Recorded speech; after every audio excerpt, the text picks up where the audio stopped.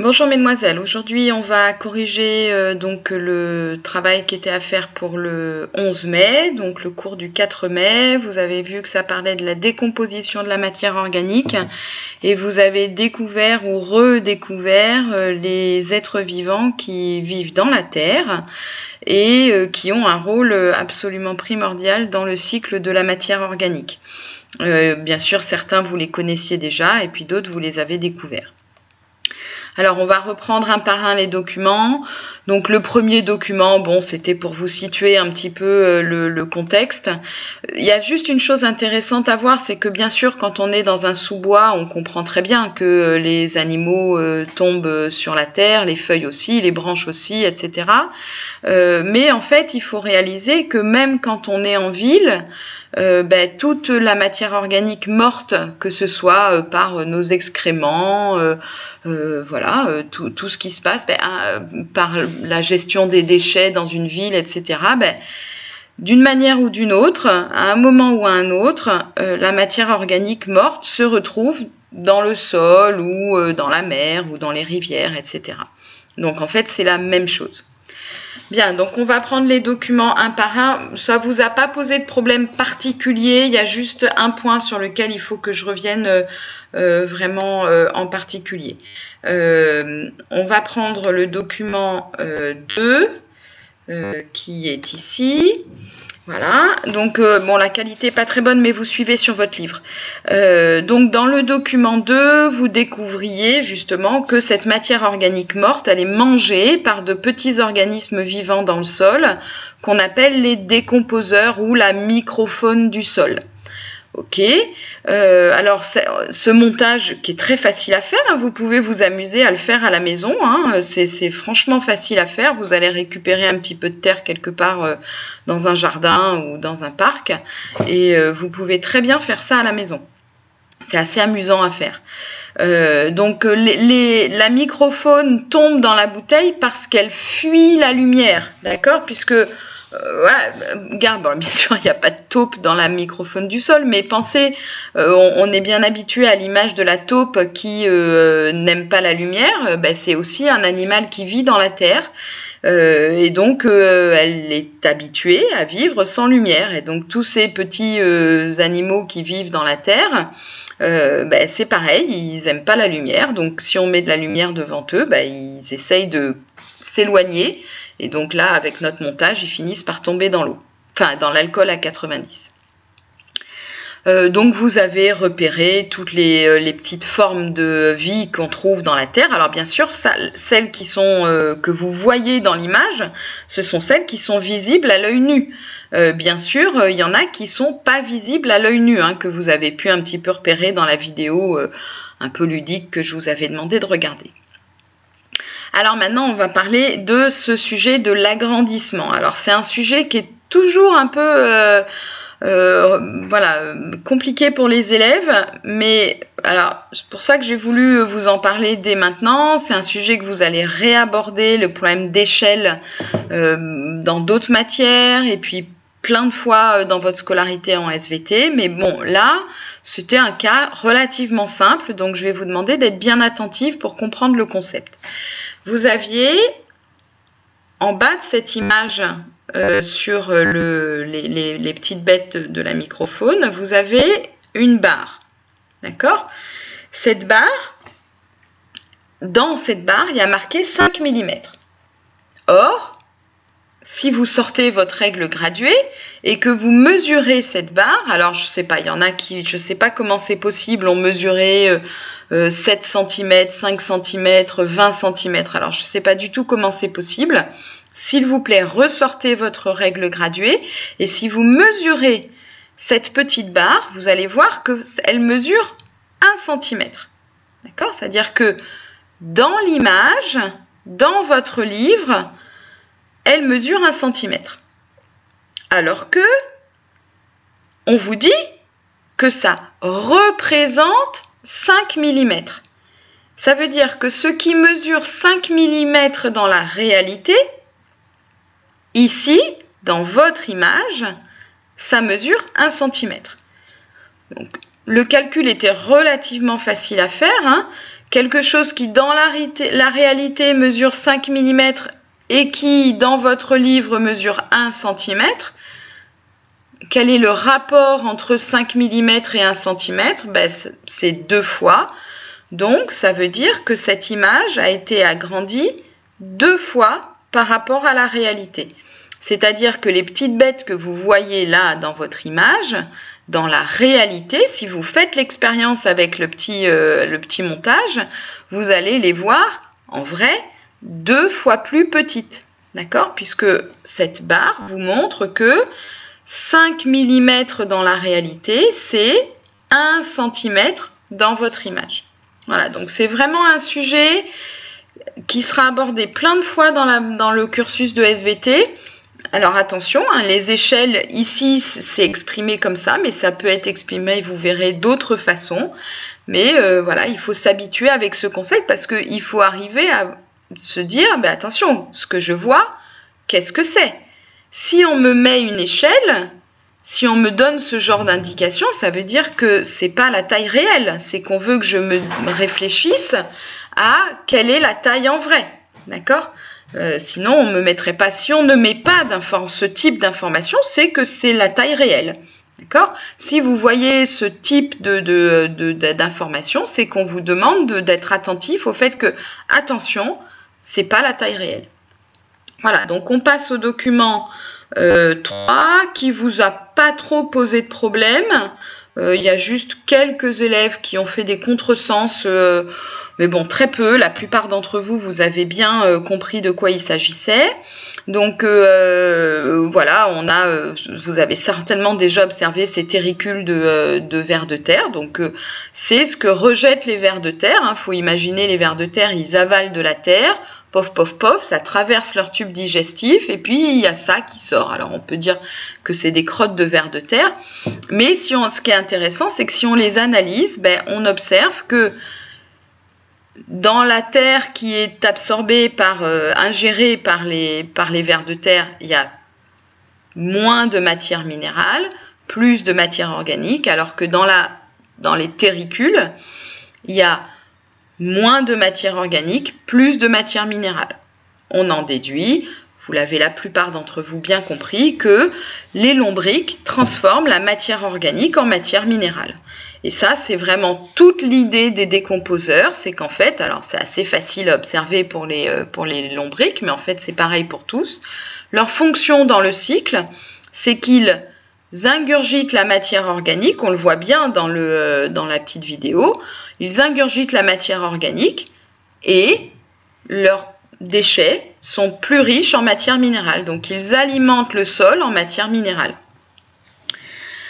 Voilà, donc après le document 4, là pareil, la plupart d'entre vous, ça ne vous a pas posé de problème. Donc le document 4, on a une litière dans un bocal. Alors bien sûr, on a recouvert d'un film plastique pour qu'il n'y ait pas... voilà, que le CO2 qui est mesuré, vous puissiez pas me dire ah oui mais madame peut-être qu'il vient de l'extérieur, donc c'est bien celui qui vient de la litière, et donc on a les deux cas, une litière chauffée, donc on a compris qu'une litière chauffée à 200 degrés, ben évidemment tous les êtres vivants qui étaient dans la litière ils sont morts, et la litière normale. Et donc, on voit que dans la litière, quand la litière a été chauffée, la quantité de CO2 est nulle, reste la même, n'évolue pas, d'accord? Et alors que quand il y a de la litière normale, ben, la quantité de CO2 augmente dans le bocal, d'accord? Et donc on en déduit qu'il y a des êtres vivants dans cette litière. Voilà, donc après vous aviez le bilan à écrire et ensuite vous aviez un schéma à inventer. Alors, je vous mets mon schéma. Honnêtement, alors j'ai vu beaucoup de schémas qui étaient incomplets, j'ai vu quelques schémas qui n'étaient pas du tout compris, j'ai vu quelques schémas qui étaient très bien, même pour certains mieux que celui que je vous propose parce que plus complet. Moi j'ai choisi de vous faire un schéma assez simple. Alors je suis en train de voir que là, on voit pas très bien les couleurs que j'ai voulu utiliser dans la légende, mais je vais vous les expliquer. Si on est attentif, on les voit mieux, mais peut-être vous les verrez mieux quand vous regarderez le document, le PDF. Donc, vous voyez ici que... alors, attendez, je remets l'image, voilà. Vous voyez ici que... voilà, j'ai fait ce que je vous avais demandé, un schéma avec organismes vivants, matière organique, décomposeurs, matière minérale. Donc beaucoup d'entre vous, vous avez compris que les organismes vivants, donc là c'est une flèche noire qui veut dire produit. Donc les organismes vivants produisent de la matière organique. D'accord, c'est ce qu'on a vu, hein, que ce soit les organismes vivants producteurs primaires de matière organique ou secondaires de matière organique, les deux, ils produisent de la matière organique. C'est comme ça. Pour grandir, on produit de la matière organique quand on est vivant et pour vivre. D'accord ?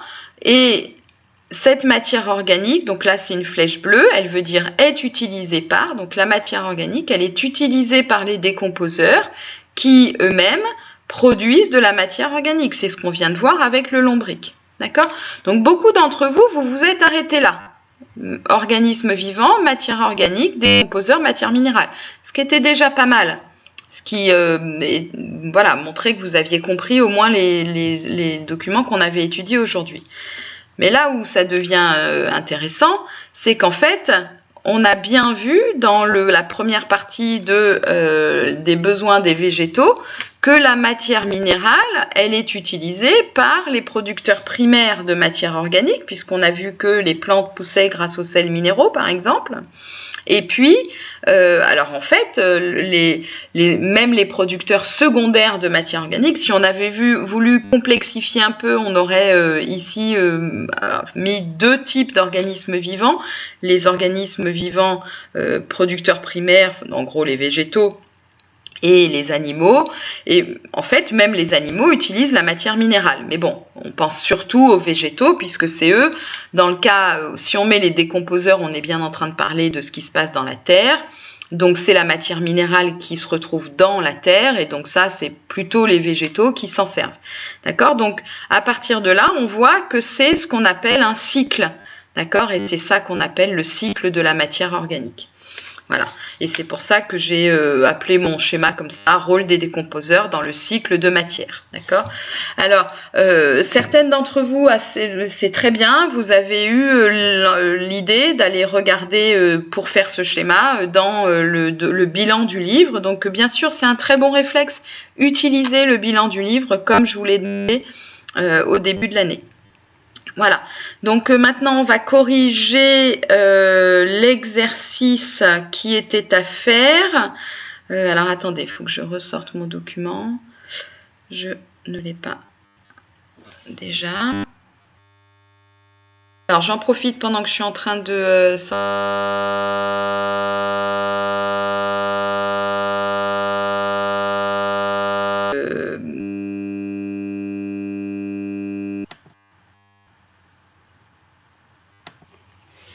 Voilà, j'en profite pour vous redire que merci à celles qui se sont désignées volontaires pour préparer le dernier chapitre de l'année.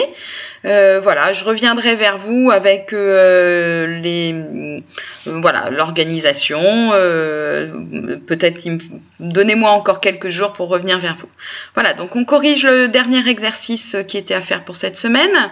Alors vous verrez dans la correction que je vous propose, j'ai fait un choix un petit peu particulier de présentation. J'ai repris les différentes étapes de la démarche scientifique. Alors c'est aussi une façon de vous rappeler tout ça.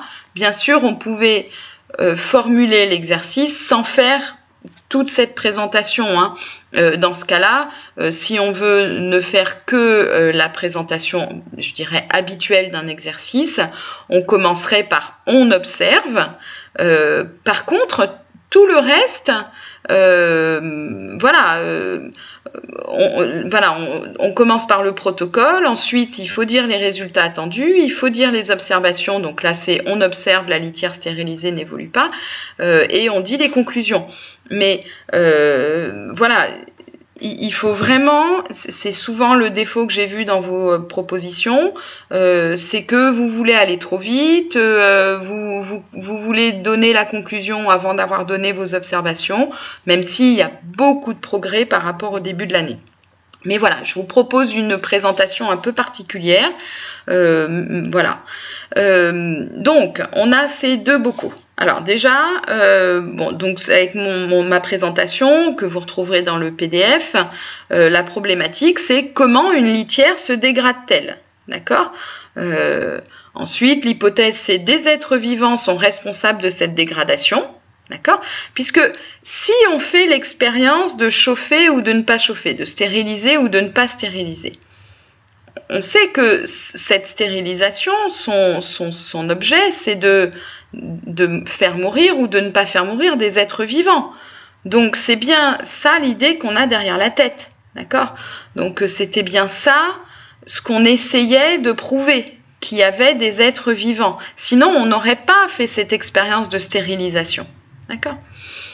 Donc le protocole, c'est on observe au bout de plusieurs mois la différence de décomposition d'une litière stérilisée et d'une litière non stérilisée. On sait que la stérilisation fait mourir tous les êtres vivants. D'accord? Donc c'est très important de le dire à un moment, mais vraiment clairement, pas comme ça au détour d'une phrase. Les résultats attendus, c'est si des êtres vivants sont responsables de la dégradation de la litière, si on les élimine par stérilisation, il n'y aura pas de dégradation. Donc les observations à la fin de l'expérience, alors je n'ai pas remis les mots « on n'observe que », mais vous pouvez les remettre. On observe que la litière stérilisée n'évolue pas, les feuilles sont presque intactes. On observe que la litière non stérilisée a évolué, les feuilles ne sont plus visibles, elles ont été réduites, dégradées. Alors, je voudrais juste rappeler quelque chose. Certaines d'entre vous, vous avez vu des gaz. Dans vos observations, vous voyez des gaz. Je suis désolée, non, on ne voit pas de gaz. Dans l'autre expérience où on mesure la quantité de CO2, là d'accord, on voit des gaz, on voit une quantité de gaz puisqu'on voit la quantité de CO2 qui évolue sur le graphique. Mais ici, on ne le voit pas. D'accord? Donc ne dites pas des choses, ne dites pas que vous voyez des choses quand vous ne voyez pas. On n'invente pas ce qu'on voit. Ça, c'est fondamental dans la démarche scientifique. Pareil, certaines d'entre vous, vous avez vu de l'humidité ou pas de l'humidité. Je suis désolée, peut-être vous expliquez-moi où vous la voyez. Moi, je ne la vois pas. Donc, on ne dit pas des choses qu'on ne voit pas. D'accord? Bien sûr. Donc après, la conclusion, c'est on en déduit que sans être vivant, il n'y a pas de décomposition des feuilles. Avec être vivant, il y a décomposition des feuilles. Donc, des êtres vivants dégradent bien les feuilles d'une litière. J'ai rajouté, nous savons que ces êtres vivants s'appellent des décomposeurs. Donc là, du coup, je reste bien dans quelque chose de bien ordonné, de construit. Je ne donne pas d'informations trop tôt. Voilà, j'essaye d'être méthodique.